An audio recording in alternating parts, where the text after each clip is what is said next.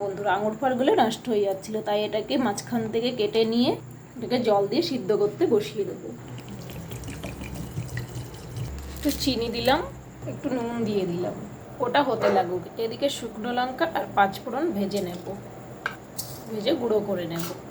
এটা হয়ে গেছে। আমার যেহেতু পাটাপুটো নেই, তাই এই বেলুন চাকির সাহায্যে আর এই চপার বোর্ডের সাহায্যে আমি এটাকে গুঁড়ো করে নিয়েছি।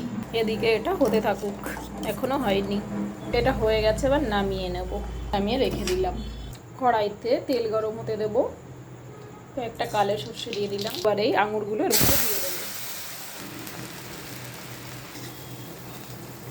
এর ভেতরে একটু লেবু চিপে দেবো। এবার এই গুঁড়ো মশলাটা এর মধ্যে দিয়ে দেবো। হয়ে গেছে, এবার নামিয়ে নেব। তার মাঝখানে একটু বলি, আমাকে চ্যানেলটা একটু সাবস্ক্রাইব করে দিও বন্ধু তোমরা।